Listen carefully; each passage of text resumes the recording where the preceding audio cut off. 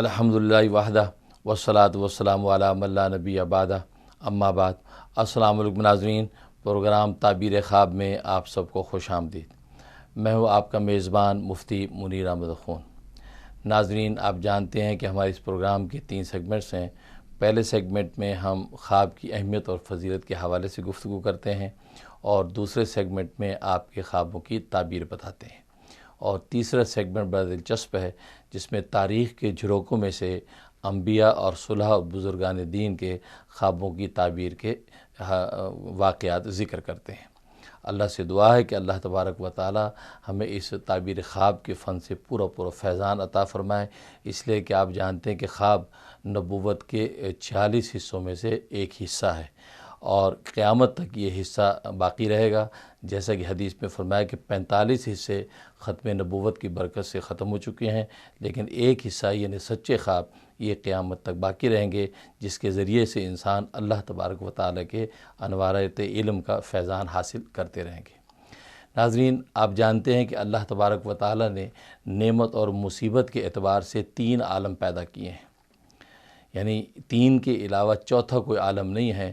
نعمت اور مصیبت کے اعتبار سے 3 عالم پیدا کیے ہیں۔ پہلا وہ عالم ہے کہ جہاں اللہ تبارک و تعالی نے نعمتیں ہی نعمتیں پیدا کی ہیں، وہاں مصیبت کا کوئی شائبہ نہیں ہے، اس عالم کو عالم جنت کہتے ہیں۔ اور دوسرا عالم وہ ہے کہ جہاں مصیبتیں ہی مصیبتیں ہیں، وہاں نعمت کا کوئی شائبہ نہیں ہے، اس عالم کو عالم جہنم کہتے ہیں۔ اور تیسرا عالم وہ ہے کہ جہاں جنت کسی نعمتیں بھی ہیں اور جہنم کسی مصیبتیں بھی ہیں، اس عالم کو عالم دنیا کہتے ہیں۔ تو گویا کہ اس دنیا کے عالم میں اللہ تبارک و تعالی نے جنت کا سا بھی مزہ رکھا ہے، اور جہنم کسی مصیبتیں اور پریشانیاں بھی انسان پر رکھی ہیں۔ اور ان نعمتوں اور مصیبتوں کے ادراک کے لیے اللہ تبارک و تعالی نے انسان میں 2 خوبیاں رکھی ہیں، ایک امن کی کیفیت اس انسان میں رکھی ہے اور دوسری خوف کی کیفیت رکھی ہے۔ تو گویا کہ امن اور خوف کی ان 2 کیفیات کے ذریعے سے انسان جو ہے جنت کی نعمتوں کا لطف اٹھاتا ہے، اور اسی طریقے سے جہنم کی جو ہے مصیبتوں سے پریشانی اور دہشت محسوس کرتا ہے۔ تو گویا کہ امن و اطمینان کے ذریعے سے ادراک کرتا ہے نعمتوں کا، اور خوف اور دہشت کے ذریعے سے ادراک کرتا ہے جہنم کسی مصیبتوں کا۔ اور حقیقت یہ ہے کہ اللہ تبارک و تعالی نے انسان کو اشرف المخلوقات بنایا ہے، اس لیے اللہ تبارک و تعالی دنیا کے اندر اس کو طرح طرح کی نعمتیں بھی عطا کرتے ہیں، اور طرح طرح کی مصیبتوں میں ڈال کر اس کو آزماتے بھی ہیں۔ اس لیے کسی شاعر نے کہا ہے کہ ظفر آدمی نہ اس کو جانیے گا، ظفر آدمی نہ اس کو جانیے گا، گو کیسے صاحب فہم و ذکا، جسے عیش میں یاد خدا نہ رہی، جسے تیش میں خوف خدا نہ رہا۔ اللہ تبارک و تعالی نعمتیں دے کر شکر کا امتحان لیتے ہیں، اور مصیبتیں ڈال کر صبر کا امتحان لیتے ہیں۔ اس لیے قرآن کریم میں آتا ہے کہ وَلَنَبْلُوَنَّكُمْ بِشَيْءٍ مِّنَ الْخَوْفِ، کہ اللہ تبارک و تعالی فرماتے ہیں کہ ہم ضرور بضرور تمہیں آزمائیں گے، کبھی تھوڑا سا خوف میں مبتلا کر کے، کبھی بھوک میں مبتلا کر کے، کبھی تمہارے جو ہے مالوں کا نقصان کر کے، کبھی تمہارے دیگر منافع کا نقصان کر کے تمہاری ہم آزمائش کریں گے، اور اسی طریقے سے جانوں کا نقصان کر کے تمہاری آزمائش کریں گے۔ جو اس آزمائش پر پورا اتر گیا تو وہ بشر الصابرین، صبر کرنے والوں کے لیے بشارت اور خوشخبری ہے۔ تو معلوم یہ ہوا کہ دنیا میں اللہ تبارک و تعالی کبھی خوف دے کر آزماتے ہیں، اور کبھی امن کی کیفیت کے ذریعے سے انسان کی جو ہے وہ نعمت کے شکر کا امتحان لیتے ہیں۔ تو جس طرح بیداری کے عالم میں امن اور خوف کے ذریعے سے اللہ تبارک و تعالی بندوں کی آزمائش کرتے ہیں، اسی طریقے سے حالت نوم میں خواب کے اندر بھی اللہ تبارک و تعالی کبھی سہانے خواب دکھا کر اس کی کیفیت کا امتحان لیتے ہیں، اور کبھی ڈراونے اور خوفناک خواب دکھا کر اس کی جو ہے وہ صبر کا امتحان لیتے ہیں۔ اس لیے حدیث میں آتا ہے کہ انسان جب خواب میں ڈراونے خواب دیکھتا ہے تو یہ شیطانی خواب ہیں، یہ شیطان کے تصرف کی وجہ سے ظاہر ہوتے ہیں۔ اور اس کے لیے سرکار دو عالم صلی اللہ علیہ وسلم نے تعلیم فرما دی کہ اگر ڈراونا خواب دیکھا تو اس کا طریقہ یہ کہ آنکھ کھل جائے تو اعوذ باللہ من الشیطان الرجیم 1 مرتبہ پڑھ کے تو الٹی طرف 3 مرتبہ تھتکار دے، اس طریقے سے تھتکار دے 3 مرتبہ، اور یہ دعا کر لے کہ اللہ تبارک و تعالی اس خواب کے برے اثر سے مجھے محفوظ رکھے۔ تو گویا کہ ڈراؤنا خواب اصل میں شیطان کا تصرف ہوتا ہے، لہذا مفسرین نے لکھا ہے کہ انسان کے جسم کے اندر جہاں جہاں خون دوڑتا ہے تو شیطان اپنے جو ہے وہ تیر اس جگہ پر چلاتا رہتا ہے، یہاں تک کہ کسی کوئی ایک تیر جب نشانے میں پڑ جاتا ہے تو انسان کو جو ہے ڈراؤنا اور خوفناک خواب نظر آنے لگتا ہے، اور اس خواب کے اندر انسان کو جو ہے شیطان ڈراتا ہے. جیسے بیداری کے عالم میں انسان کے پیچھے شیطان لگا ہوا ہے اور انسان کی امن کی کیفیت کو خوف کے اندر مبتلا کرتا ہے، اسی طریقے سے خواب کے اندر بھی شیطان انسان کے پیچھے لگا رہتا ہے اور اس پر اپنے تیر چلاتا رہتا ہے. لیکن جب انسان سنت کے مطابق اعوذ باللہ من الشیطان الرجیم پڑھ کے اللہ تبارک و تعالیٰ کی پناہ میں آ جاتا ہے اور تذکار دیتا ہے تو اللہ تبارک و تعالیٰ اس کو امن اور آشتی عطا کر دیتے ہیں. تو ناظرین، یہ اصل میں حقیقت یہی ہے کہ خواب میں اللہ تبارک و تعالیٰ بندے کی آزمائش کرتے ہیں جیسے بیداری کے عالم میں کرتے ہیں. تو اللہ سے دعا ہے کہ اللہ تبارک و تعالیٰ جیسے بیداری کی زندگی میں ہم جو ہے شریعت و سنت کی اتباع کی کوشش کرتے ہیں، تو ڈراؤنے خواب اگر آ جائیں، خوفناک خواب آئیں، تو اس کے حوالے سے بھی جو سنت طریقہ اس کو اختیار کریں. اور اسی طریقے سے جو ہے وہ اگر سہانے اور اچھے خواب آ جائیں تو جیسے کہ حدیث میں فرمایا کہ اس کی خیر کو اللہ سے مانگو کہ یا اللہ جو یہ اچھا اور سہانا خواب دکھایا ہے اس کی خیر مجھے عطا فرما اور اس کے شر سے مجھے محفوظ فرما. اللہ سے دعا ہے کہ اللہ تبارک و تعالی ہمیں بیداری اور نوم کی دونوں کیفیتوں کو اپنے رضا کے مطابق کر دے. آمین یا رب العالمین.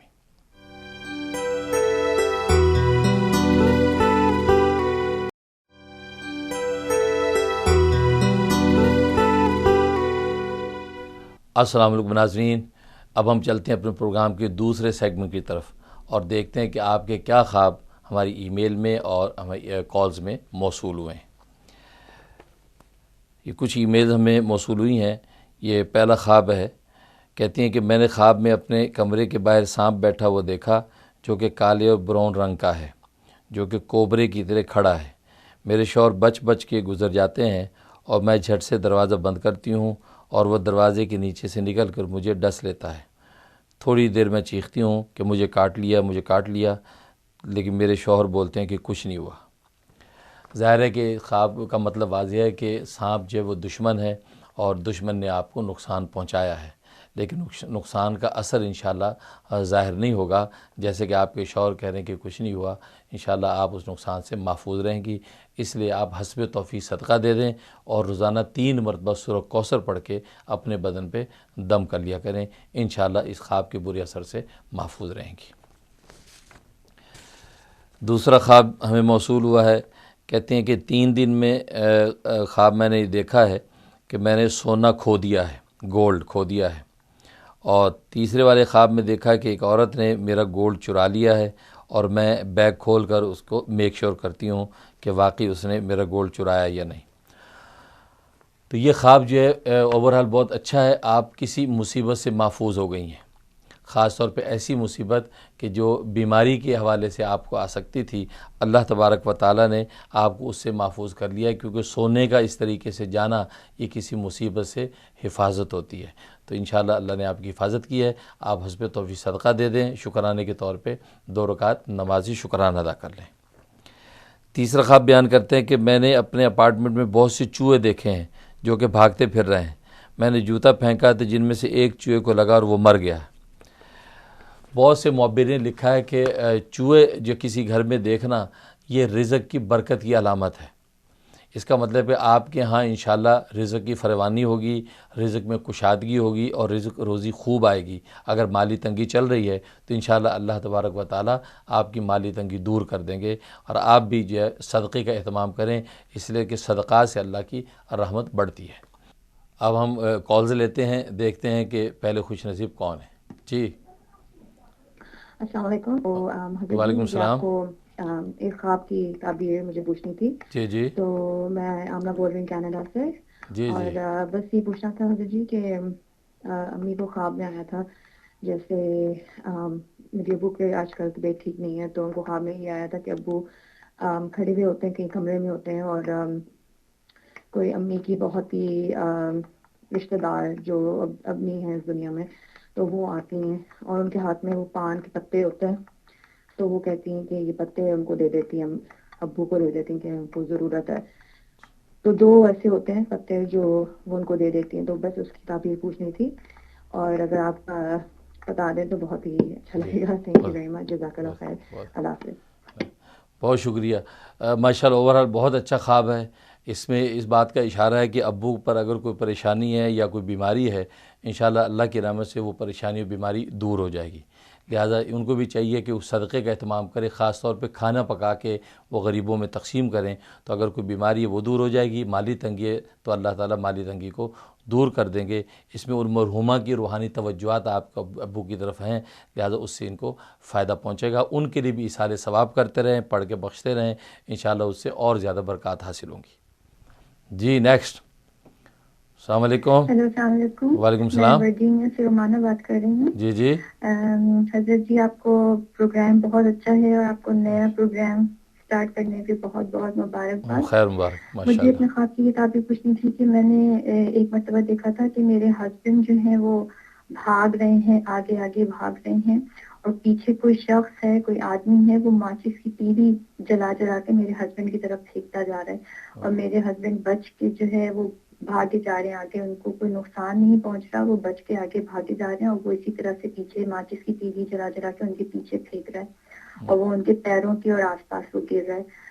پھر اسی میں میں اپنے ہسبینڈ کو کہتی ہوں، ہم لوگ مطلب آیت الکرسی پڑھ لیں، یا اپنے ہسبینڈ سے میں کہہ رہی ہوں کہ آپ بھاگیں، یہ وہ، اسی میں اس دوران میں دیکھتی ہوں کہ اس شخص کو جو ماچس کی تیلی جلا کے پھینک رہا تھا، اس کو 2 آدمیوں نے پکڑ لیا، اور مطلب بس اتنا میں نے خواب میں دیکھا۔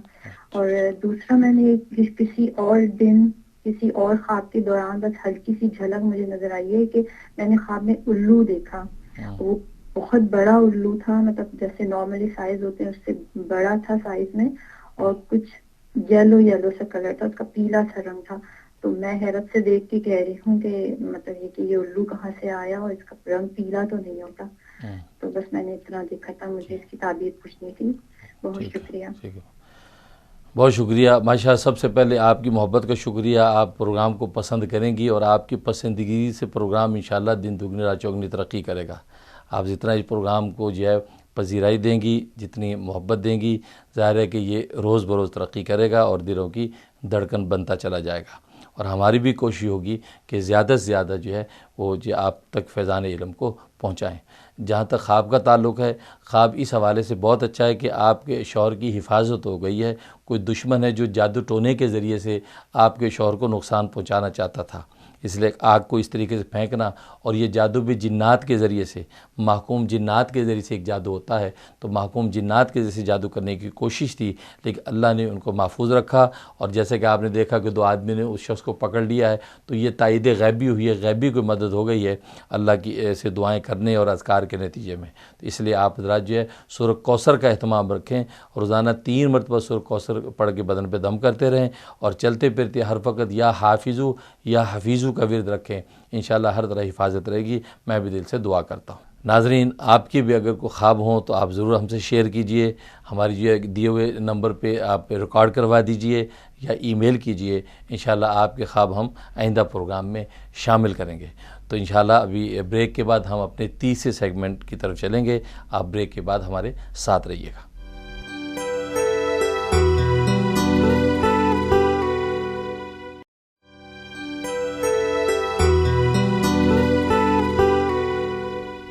السلام علیکم ناظرین، اب ہم چلتے ہیں اپنے تیسرے سیگمنٹ کی طرف، جس میں ہم آج بیان کریں گے ابراہیم خلیل اللہ علیہ الصلاۃ والسلام کا خواب۔ ظاہر ہے کہ ابراہیم خلیل اللہ علیہ الصلاۃ والسلام کی شخصیت کی عظمت اور وقت سے کون واقف نہیں ہے، اس لیے کہ حضرت ابراہیم خلیل اللہ علیہ الصلاۃ والسلام کو اللہ تبارک و تعالی نے امام الناس بتایا ہے، گویا کہ پوری انسانیت کے امام ہیں، اور تمام دنیا کی قومیں اور سوسائٹیاں ان کو اپنا امام مانتی ہیں، لیکن ان پر بڑی آزمائشیں اور بڑی جو ہے وہ ابتلاءات آئی ہیں۔ اللہ تبارک و تعالی نے ان کو اپنی خلت کے مقام پر پہنچانے کے لیے بڑی آزمائش اور ابتلاءات کے امتحانات لیے ہیں۔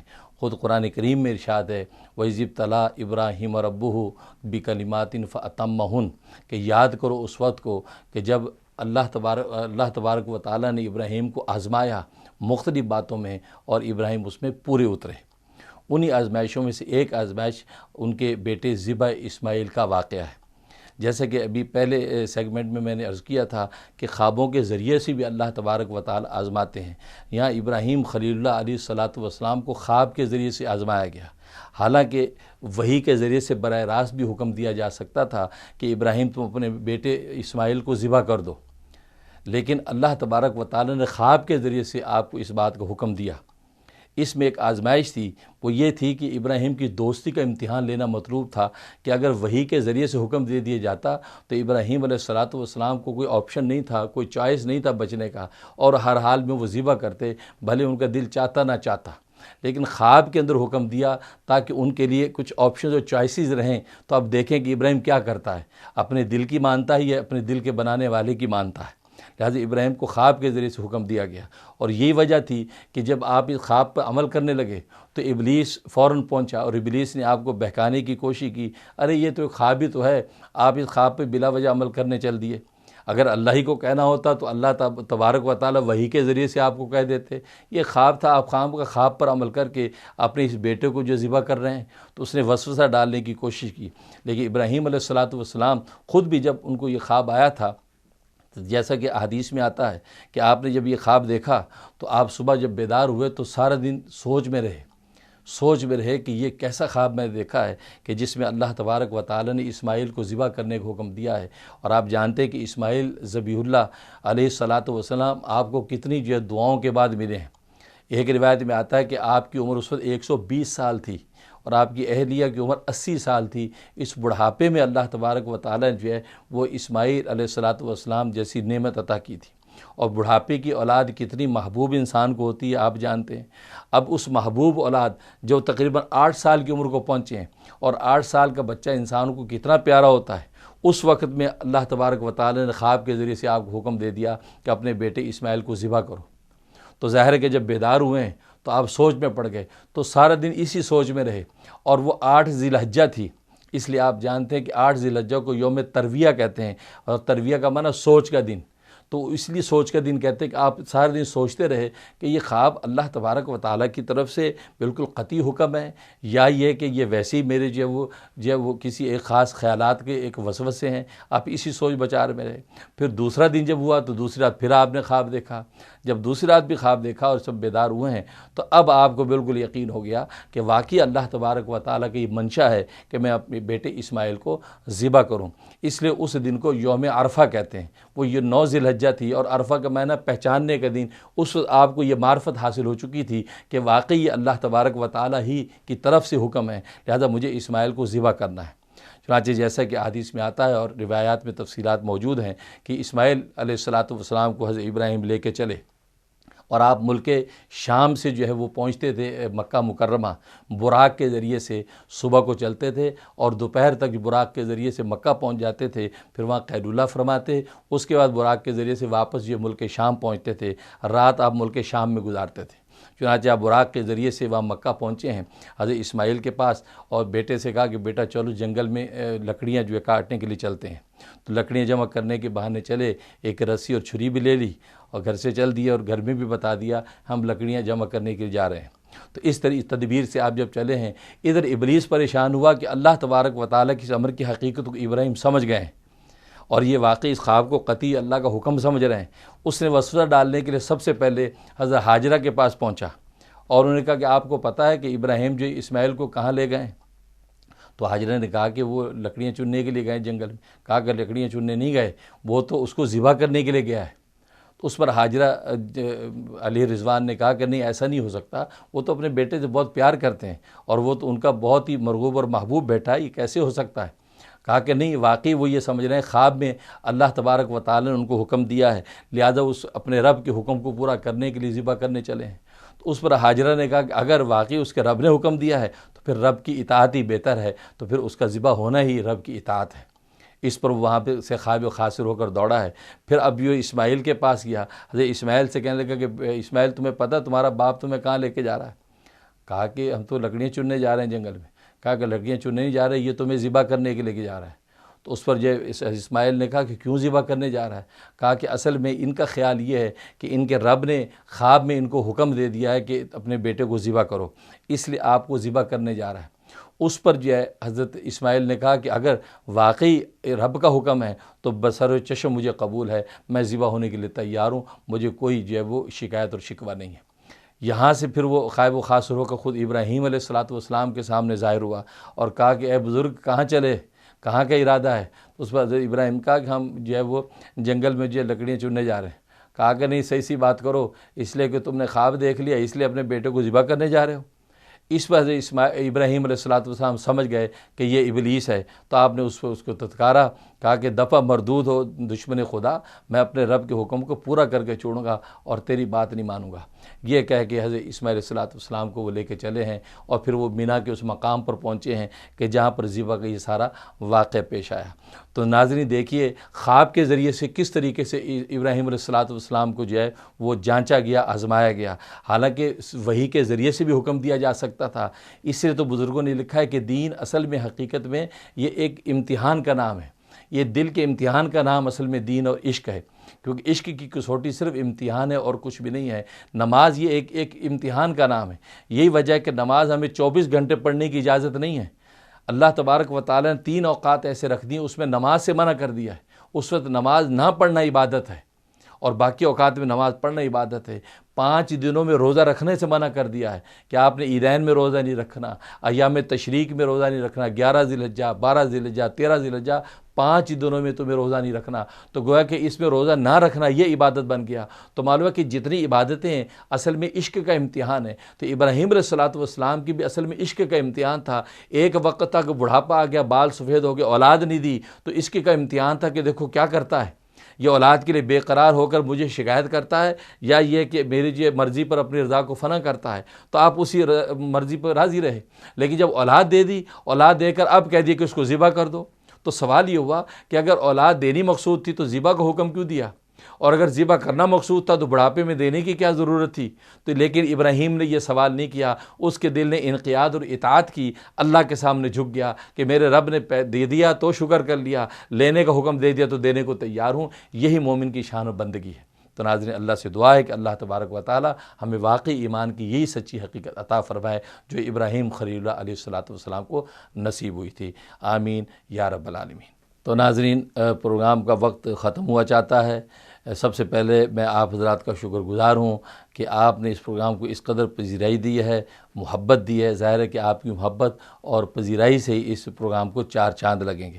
بے شمار کالز ہمارے پاس آئیں، بہت سی ای میلز ہمارے پاس آئی ہیں، لیکن ظاہر ہے کہ وقت بہت مختصر ہوتا ہے، تمام کالز یہاں نہیں لی جا سکتی. اسی طریقے سب کی ای میلز ہم نہیں لے سکتے، لیکن آئندہ پروگراموں میں ہم ان کو شامل کریں گے. تو آپ بھی اپنے خواب جو ہے دیے ہوئے نمبر پر ریکارڈ کروائیے. اسی طریقے سے ای میل کے ذریعے سے آپ اپنا جو ہے بھیج دیجیے. اور ای میل میں ایک بات یاد رکھیے، مختصر سے مختصر جو ٹو دی پوائنٹ جو ہے 5 لائن سے زیادہ ای میل نہ کیجیے، اس لیے کہ ہمارے پاس ای میلز آئی ہیں، صفحوں کے صفحے بھرے پڑے ہیں. اب ظاہر ہے کہ اتنا زیادہ وقت نہیں ہوتا کہ جس میں ہم ان کو ایڈجسٹ کر سکیں. تو ناظرین انشاءاللہ اگلے ہفتے تک کے لیے اجازت دیجیے. ہم بھی دعا کرتے ہیں کہ اللہ تبارک و تعالی آپ کے خوابوں کی سچی تعبیر اور حقیقتیں عطا فرمائے اور اولیاء کاملین کے نقش قدم پر چلنے کی ہمیں توفیق ہو، اور ہمارے اس پروگرام کو اللہ تبارک و تعالی دن دگنی رات چوگنی ترقی عطا فرمائے. آمین یا رب العالمین. السلام علیکم ورحمۃ اللہ.